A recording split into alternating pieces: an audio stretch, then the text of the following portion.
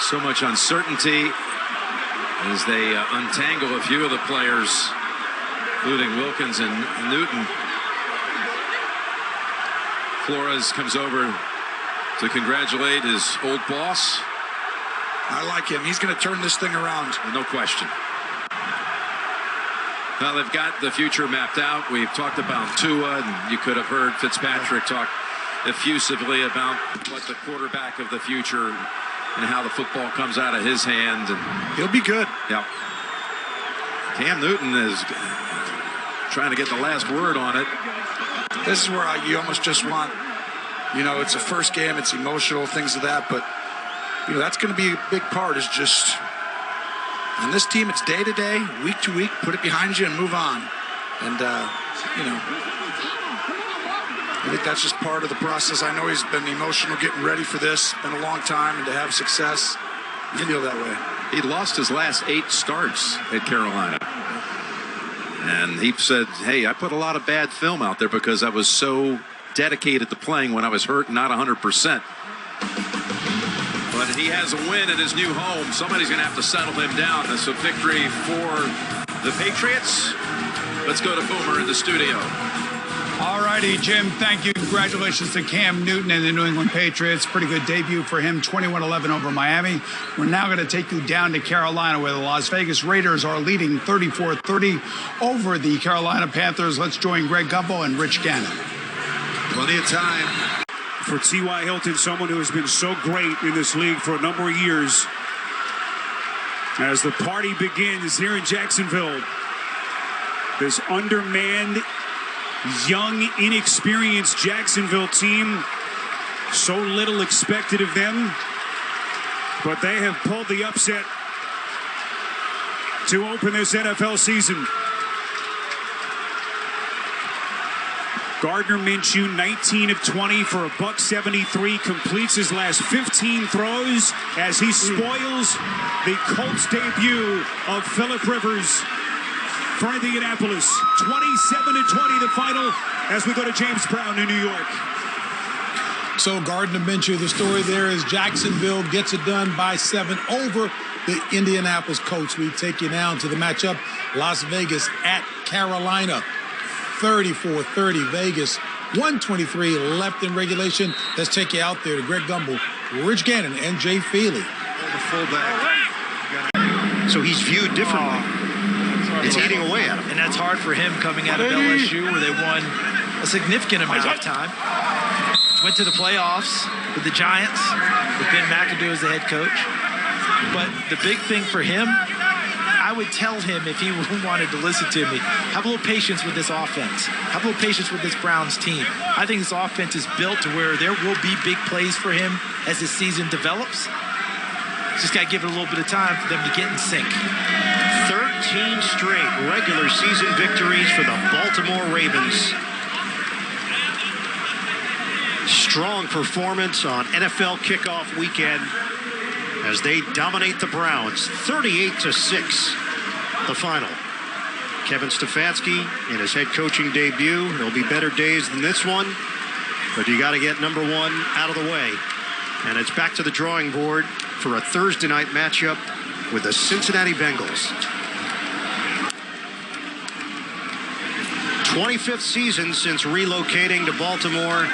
The Ravens coming off the best record in franchise history, the number 1 seed in the AFC last year that ended in disappointment in that surprising loss to the Tennessee Titans, trying to put all that to the side. And they start off 2020 with a big performance here against the Browns. And we talk about so much uncertainty going into this NFL season, and rightly so. How are people going to respond? No preseason, no offseason, et cetera, et cetera. The Ravens, and you made the point earlier, Ian, doesn't matter what it is, they come out ready to go on opening day. Ravens win it. Coming up next, the State Farm postgame show. For Charles Davis, Evan Washburn, the rest of our CBS crew, Ian Eagle saying so long from Baltimore. Let's go to James Brown in New York. And those of you who are watching Baltimore easily handle Cleveland in a victory and Vegas bouncing back to winning Carolina, we take you now to the contest. Jets at Buffalo. 27-10 Buffalo there. Let's join the announcers, Andrew Catalan and James Lofton. His ability to run. CBS Sports presents the Geico Play of the Day. Down in Carolina, nothing could be finer for John Gruden and his newly relocated Raiders playing for the first time as a team from Vegas. Derek Carr shows a winning hand and throw as he hits Nelson Aguilar to take the lead. Aguilar takes pride in beating the Panthers corner Troy Pride Jr., and it's Viva Las Vegas. Geico. 15 minutes could save you 15% or more on car insurance. This is the State Farm Post-Game Show. And hello again, everyone, and welcome to the State Farm Post-Game Show. And a reminder, coming up next, PBR. Will the Bulls buck every challenge, or will the Riders reign supreme? It's going to be a wild time at the PBR Marriott Invitational. That comes your way next, right here on CBS. Nate was smiling to make sure I got that one out cleanly. Hey, folks, welcome back here inside Studio 43. JB, along with Coach Nate, Boomer, and Phil, and yes, plenty of highlights. Yeah, and we have some good ones, Dolphins, Patriots. And there's your QB1 for the Pats, Cam Newton. How will this offense change? Well, I'll tell you right now, Cam Newton, he's going to keep it, and he is going to get in at the pylon. Second TD of the game. And Fitz trying to make something happen. This is intercepted by J.C. Jackson. Fitz' third pick of the day. That makes you question whether we'll see Tua sooner than later.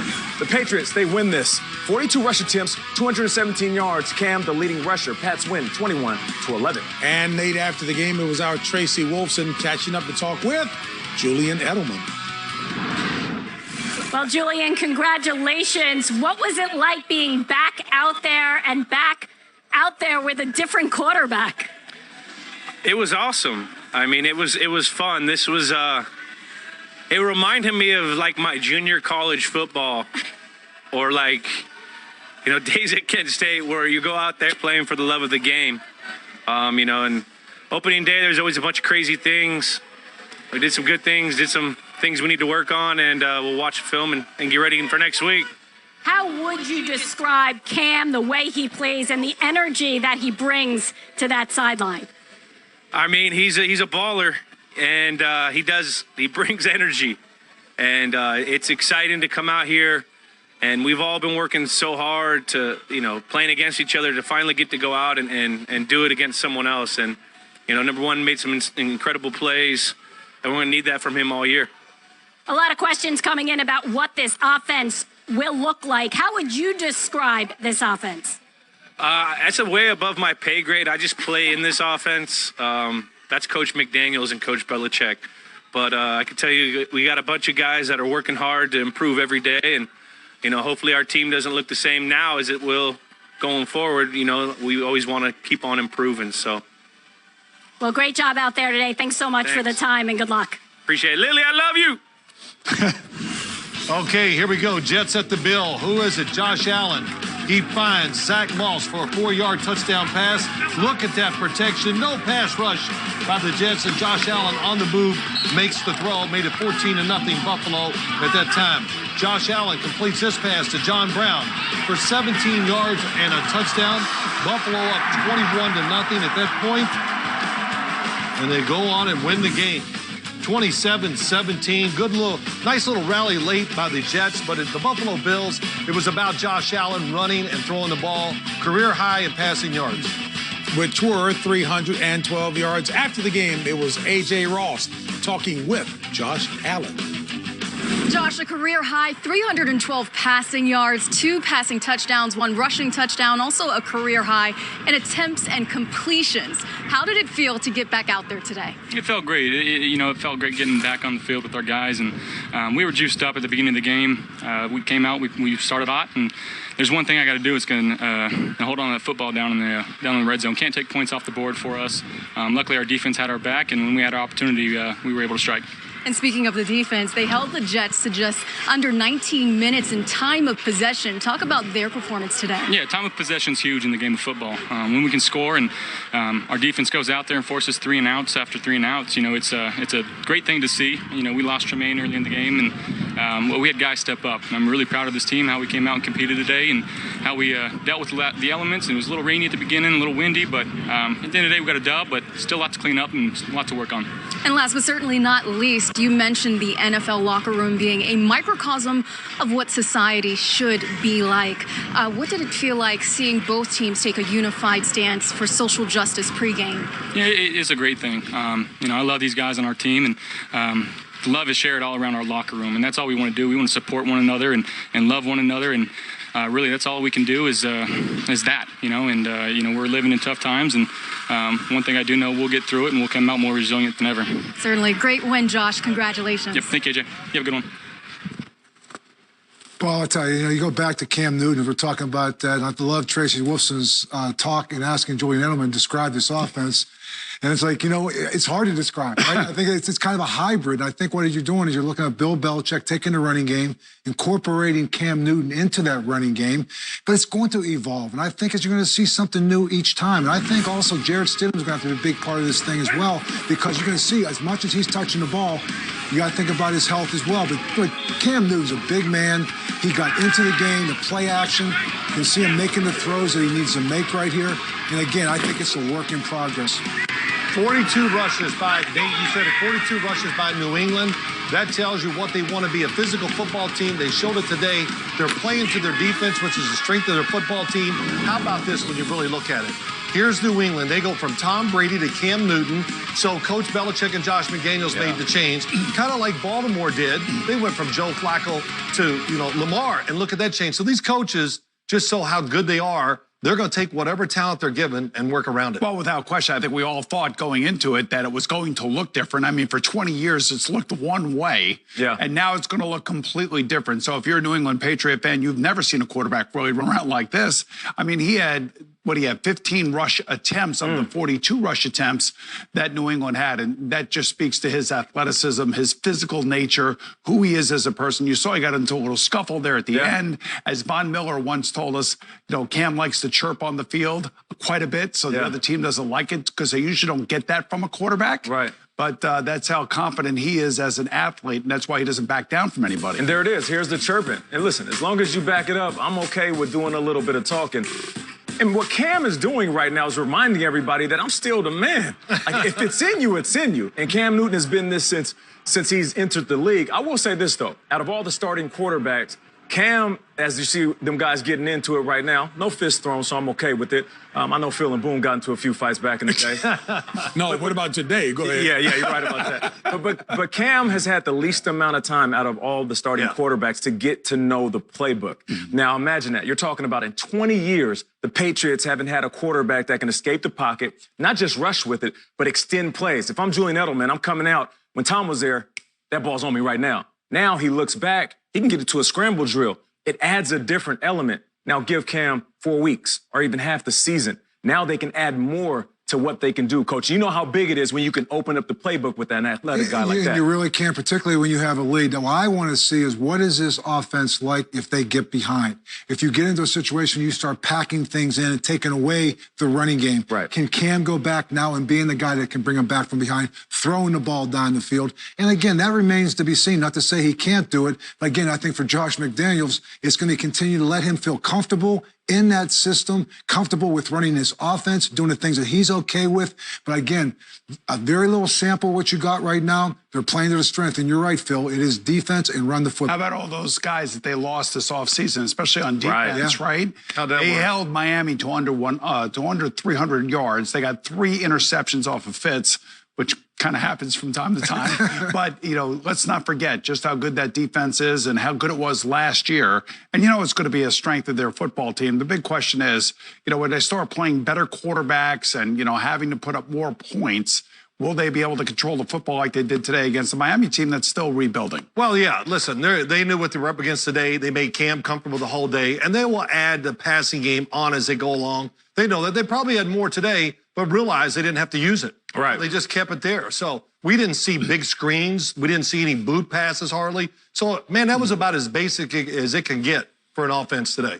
And you know what? I know Cam has a lot of flavor with his game, but he's got to see this as a significant opportunity to resurrect his career. For sure. Oh, he can. He absolutely can. And when you look on the other side, I mean, Daniel Jones, man, what a first half he had. And he had a couple of, turnovers late. It seemed very windy up there. Some of the errant throws. I mean, I missed a touchdown there in the second half. But, Daniel Jones, what he can do with his feet, what he can do with his arm, this defense is very, very good. It's almost one of those games. They're going to walk away playing against this Jets team. They feel like they got closer than it needed to be at the end of that game. But this is a team to be reckoned with going forward. So you're talking about Josh Allen. Josh Allen, yes. Josh And Allen. speaking of Josh Allen, boy, did he have an excellent day indeed with his feet and with his arm. Well, he really did, guys. If you take a look at some of these throws he made. But this is the Josh Allen that we've seen the first 2 years. And what are we talking about? Can we refine our game a little bit? And you heard his conversation after the game saying, I have to stop fumbling the football down in the red area and making mistakes down there. Well, he's going to do a lot of this stuff. This is the way he plays. Hey, he's from Wyoming, guy. Well, he played at Wyoming. Yeah. But, he plays like a bucking bronco. That's just the way it is. And those numbers are pretty impressive. The Jets really didn't have much to offer, especially in the first half, especially offensively. Like they looked really totally out of sync. And you think about debuts today and who had a good one and who had a bad one. The Jets obviously had a very bad first half offensively. Well, look, they played Buffalo. Buffalo's defense is about as sound as it gets. Not only that, they're really good. And they're very good against the pass. And it was windy up there. Josh Allen, you talk about him. And I said, you and I talked about this earlier. There's only like about 10 guys that could play in Buffalo. Why is that, Phil? Right. It's always windy. You go up there and it's, oh my gosh, who plays in this? It's cold. Boom, it's cold. It's what you got to be here, and you got 25-mile-an-hour winds. Phil, you got to be big and thick like Jim Kelly used to be. Yeah, that's right. Exactly. But the other thing is, storm, too, yes. the Bills' defense, the Jets couldn't run the balls. They only ran for 52 yards today. And that score is actually misleading. It could have been worse. And Le'Veon Bell's hurt already. Le'Veon Bell, yes. I mean, Frank Gore looked good when he was in there. I feel bad for Sam Darnold. Had a lot of drop passes early on in this game. And really, maybe the game in the second half may have turned the other way if Chris Herndon doesn't fumble. Right, yeah. And that was a big play in the second half where the Jets started to get some momentum. Buffalo had a couple missed field goals. But, man, you got to hold on to the football. You can't turn it over. When you look at these statistics from all these games today, you look at the teams that turned the ball over. The Colts turned it over. The Eagles turned it over. The Jets turned it over. What ends up happening? They end up losing the game. You're right about that. You're going to have a lot to talk about on the radio when it comes to the Jets. I will say this, back to Josh Allen, there's something about his maturity. And it's not just how he talks after the game, but even within the pocket, he just seems so calm. I remember when he first got in the league, he just wanted to get out there and escape the pocket. And that's athleticism. That's not knowing the game. And then also it being too fast for a rookie. Now you see the evolution of his game where he's literally sitting in the pocket, shoulder square, making his reads. And then after that, making a good decision. If he can take care of the ball, this Bills offense is going to go a long way. Josh Allen loves football. Yeah. That's easy to see. I would be so ecstatic if he was the quarterback for my franchise because he puts it all on the field. I love that. And, you said the Eagles turned it over today. Yeah. Not really. Washington just took it away because they were knocking them all over the place. Can't be careless. That D-line. Can't be careless. Speaking of knocking them all over the place, Boomer sounded like Nate from the phrase. He said Josh Allen was playing like a bucking bronco. Yes, right. Back with more after this. Welcome to the show. Welcome to the show.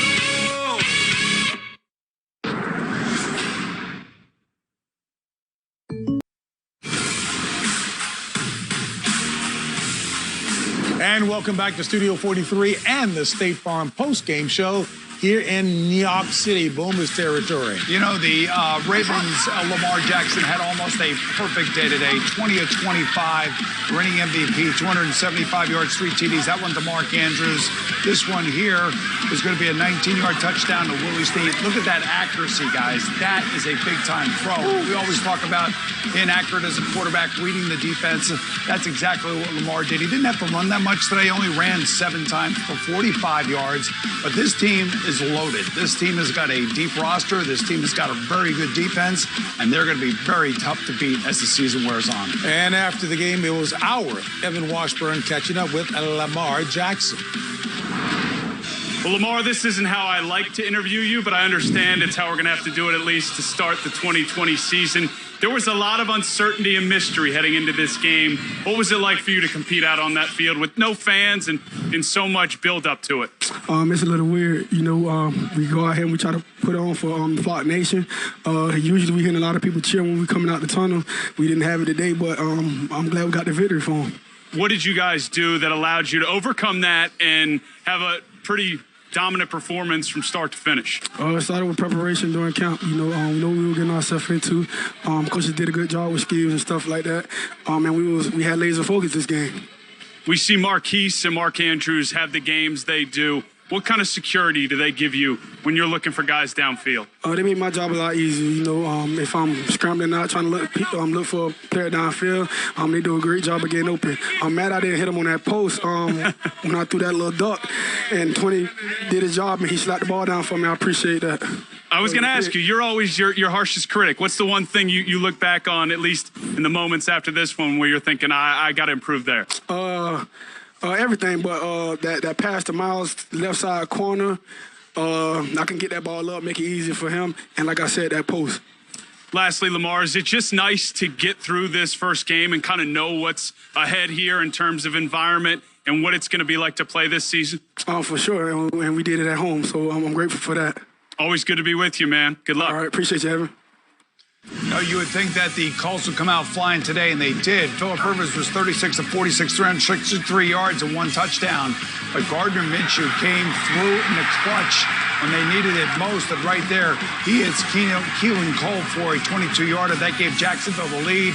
And then this is where Phillip Rivers really hurt the Colts today through 2 really bad interceptions, that being the second one right there.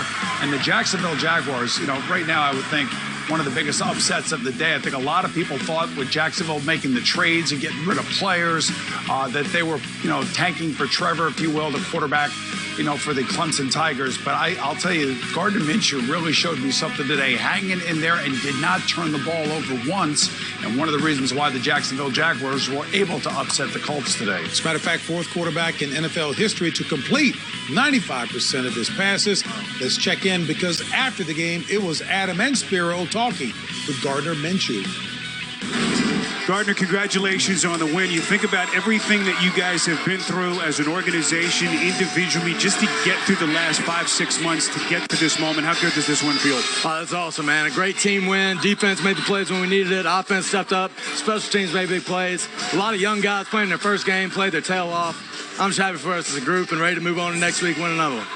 Gardner, one incompletion. It's not supposed to be that easy. How was it with Jay? First full game, calling it. You guys seemed like you were in sync and ahead of everything. Looked like he called a great game plan. No, he called a great game, man. I'm super fortunate to have him, man. And I'll tell you, passing the ball gets a lot easier when you run the ball like we did.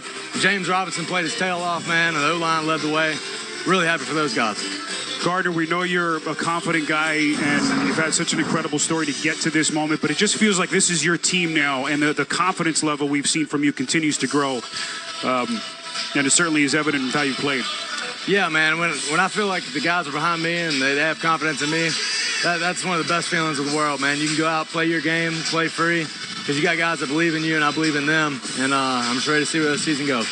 Congratulations, brother. Go enjoy it. Thank you. Kid's the real deal, isn't he? Yeah, he definitely is the real deal. Here's the thing about Gardner Minshew. As much as we look at him and think he might be reckless, 19 for 20, 173, 3 TDs. Yeah. Better number, 0 interceptions. Yes. And for everybody that thought this team was tanking, 2 first-round draft picks next year, 2 second-round draft picks next year. So there's a lot of numbers in the favors for the Jags. Gardner was careful with the football last year. That's why, for the first time since he was a senior in high school, he went into a training camp where he was the #1 guy. And I think he earned that last year, how he played. I mean, he threw the ball like 700 times his senior year at Washington State and has kind of carried over. But he played great and taking nothing away from him.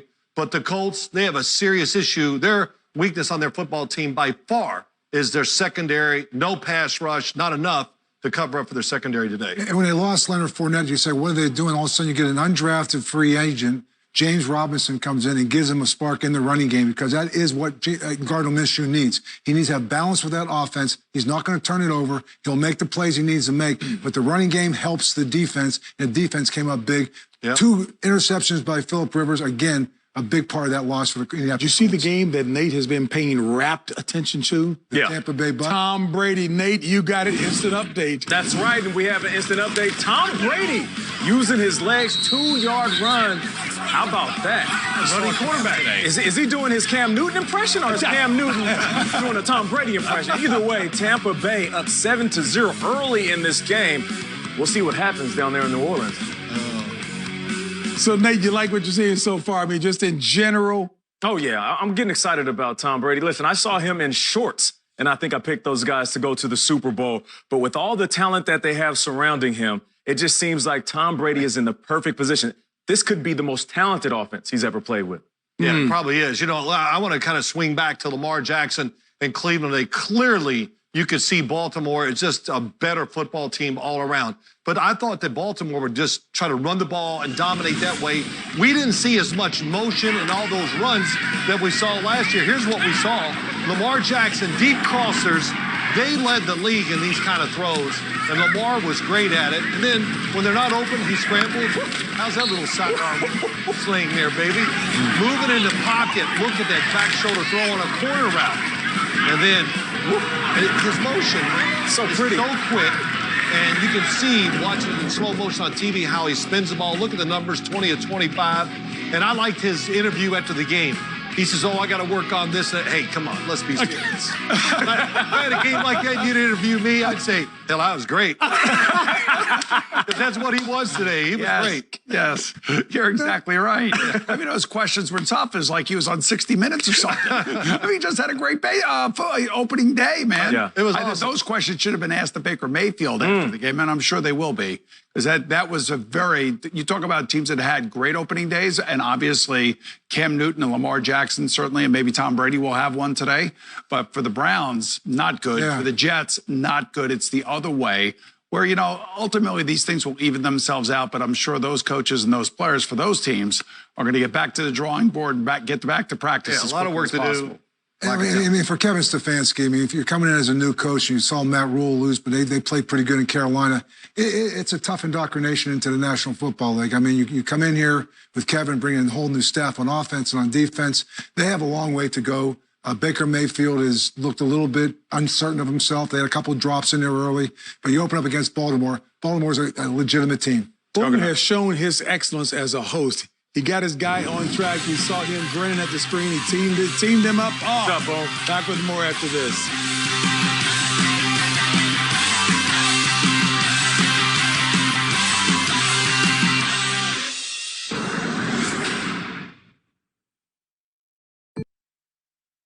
The dream is reality. Here they are getting ready to hoist the Lombardi Trophy. The best team in the National Football League. Making the Super Bowl in the NFL, it doesn't get no bigger than that. It's on my mind every day. I mean, that's why we play the game. What you work for to play in this game, to be on this stage. It's a hard game to get to, that's for sure. At the end of the day, only one person gets the prize, and our goal is to win the whole thing. I'm trying to win the Super Bowl. I really want that trophy so bad. Man, I'm trying to be legendary, and for me to be that, I have to, win a Super Bowl. I look back on my time with the Patriots. It was a great 2 decades of my life, and I'm really looking forward to this new set of challenges. You dream about this stuff when you're a little kid. Kansas City has won their first Super Bowl in 50 years. I want to win another one. That's it. Who is going to hoist the trophy? Who's going to make the history? And Jim, I know you feel the same. We're all excited to bring you Super Bowl 55 on February 7th, right here on CBS. And as instant update, JB, last year's NFC representative, the San Francisco 49ers, they're going to score right here. Jimmy Garoppolo hitting Raheem Mostert. He's going to go 76 yards, and they will take a 10-0 lead over the Arizona Cardinals.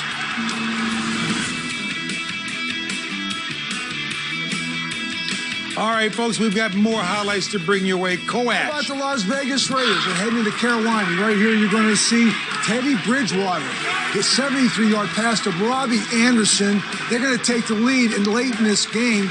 And Josh Jacobs from 6 yards out, puts the Raiders ahead. And then Alex Armand gets stopped right here on a 4th and 1 at midfield to secure the Las Vegas Raiders with their first win of the season. You can see the numbers right there. Derek Carr and Josh Jacobs, a big part of that. Henry Ruggs, a couple big plays early in that game, but had to leave the game with an injury. Big and first win for the Las Vegas Raiders. And now we see the Seattle Seahawks again traveling across the country. And right here, Russell Wilson.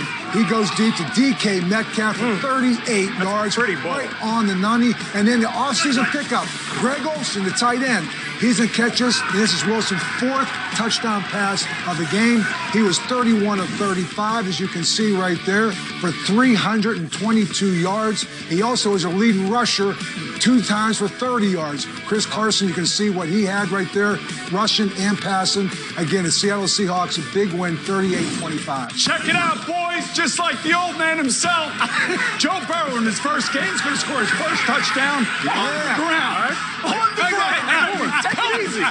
Relax. This kind of reminds me of me back in the No. Look at that. Okay. Hooday.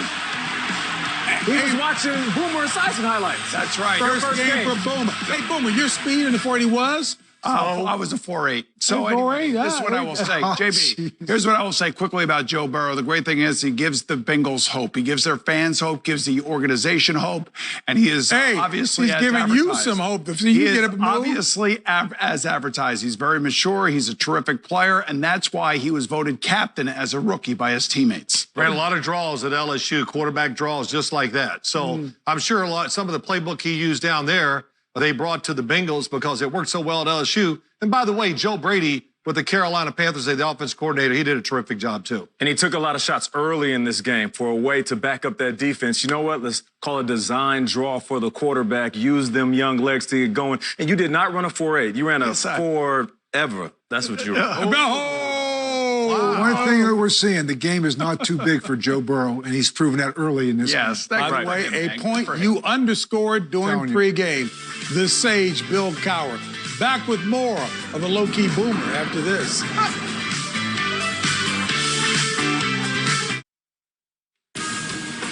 And a reminder, next Sunday, it's an NFL on CBS doubleheader. Early games highlighted by an NFC matchup between the Giants and the Bears, along with the Broncos squaring off against the Steelers. Then in game 2, Patrick Mahomes and the defending Super Bowl champion Chiefs face the Chargers. It all begins with the NFL Today at noon Eastern right here on CBS. As we welcome you back to the State Farm postgame show. So we take a look, folks, on what took place early in the slate, and it was the Patriots, Cam Newton at quarterback, upending the Dolphins by 10. The guys have already talked about the coaching staff being able to open up the playbook a bit more with Cam Newton and what they can do. But it was after the game, Bill, in a virtual press conference, that Bill Belichick, in his nonplussed fashion, answering the question about no fans. Bill, you are obviously someone who has seen a lot of football in your day, been involved in a lot of games. What was the atmosphere like in the stadium without fans there? Can you compare it to anything else that you've experienced in your football life? Practice. It's Bill Cowher, come on. You got to Wait. I think he's going to be a great studio. Hey, he's succinct, right? That's it. For him right now, there's no one there. There's no media there. He's just answering questions. What's it like? It's practice. And he expanded on that. Okay, it's like a scrimmage. Okay, you scrimmage in he's what he say? We're scrimmage in Tennessee. We're scrimmage in Detroit. There's very few fans there too, and the energy comes from the players. And that's just, but it's like practice. But that's exactly what you said, though, in terms of the energy. It is, coming from the players. And listen, Bill knows. I mean, he's in this thing for the long haul. His demeanor as you go through this is he's just worrying about next week. Yeah. You know, I mean, whatever happened now, he puts it behind him. Yeah. He's looking at all the things they need to improve on, what they need to do better. What can we kind of add to this for our offense? He's looking at the defense with a critical eye. He's kind of surly right now. And you know what? You've done 900 of his games. I have. But I think you'd really be shocked. He's a lot more, what I want to say, clever and funny in person. He just plays this role very well. Kind of like Phil? Yes. State Farm postgame show will continue after this.